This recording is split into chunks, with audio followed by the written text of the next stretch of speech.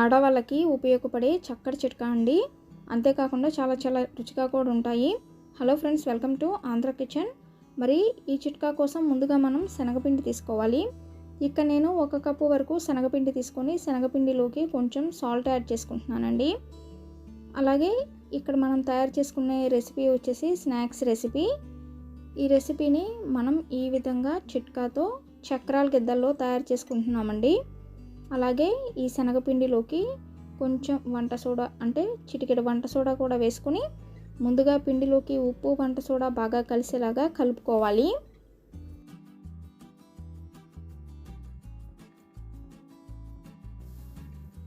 ఇప్పుడు తగినన్ని నీళ్లు పోసుకుంటూ పిండిని వీడియోలో చూపించినట్లుగా బూందీ పిండిలాగా కలుపుకోవాలండి. బూందీ వేసుకోవడానికి మనం పిండి ఏ విధంగా అయితే కలుపుకుంటామో అదే విధంగా కలుపుకోండి. ఇలా కలుపుకున్న ఇప్పుడు ఈ పిండిని పక్కన పెట్టేసుకోవాలి. ఇప్పుడు స్టవ్ ఆన్ చేసుకొని బాండీ పెట్టుకొని బాండీలోకి నూనె వేసుకోండి. అయితే పిండి కలుపుకునేటప్పుడు ఉండలు లేకుండా కలుపుకోండి. ఉండలు లేకుండా పిండిని కలుపుకొని పక్కన పెట్టుకోండి. నూనె కాగిన తర్వాత ముందుగా మనం పల్లీలు, అదేనండి వేరుశనగ పప్పు వేసుకొని వేరుశనగ పప్పుని చక్కగా వేయించుకొని వీటిని ఒక ప్లేట్లోకి తీసుకొని పక్కన పెట్టేసుకోవాలి.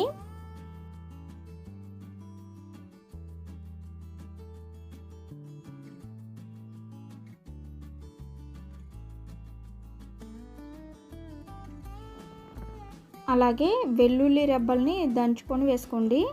ఇక్కడ నేను పొట్టు తీయకుండానే వేసుకున్నాను. వీటిని కూడా వేయించుకున్న తర్వాత ప్లేట్లోకి తీసుకొని పక్కన పెట్టేసుకోవాలి. వెల్లుల్లితో పాటు కొంచెం కరివేపాకు కూడా వేసుకొని వేయించుకొని ప్లేట్లోకి తీసుకొని పక్కన పెట్టేసుకోండి.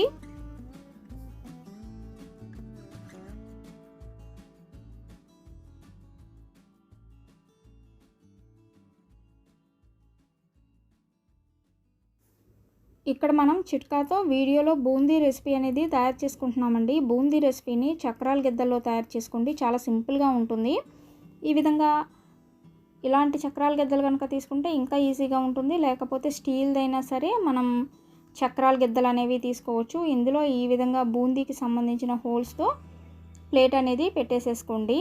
ఇప్పుడు మనం కలిపి పెట్టుకున్న పిండిని ఈ విధంగా చక్రాల గిద్దల్లో వేసుకుంటే చక్కగా డ్రాప్స్ లాగా చాలా బాగా వస్తాయి బూందీ. అయితే ఈ విధంగా స్టీల్ చక్రాల గిద్దలు కాకుండా కాడ పట్టుకునే చక్రాల గిద్దల్లో అయితే మొదటిసారి చేసే వాళ్ళకి, వంట రాని వాళ్ళకి కూడా ఈ బూందీ చేయటం అనేది చాలా ఈజీగా ఉంటుంది. చేతులు కూడా అస్సలు కాలవండి. ఇప్పుడు ఈ బూందీని వేయించుకున్న తర్వాత ప్లేట్లోకి తీసుకోవాలి.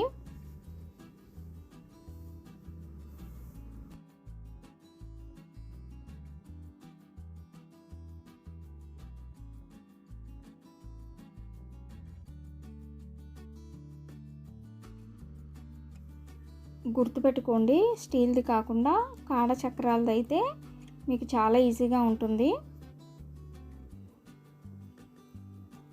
స్టీల్ది అయితే మొదటిసారి చేసే వాళ్ళకి, వంట రాని వాళ్ళకి జారిపోతుందండి.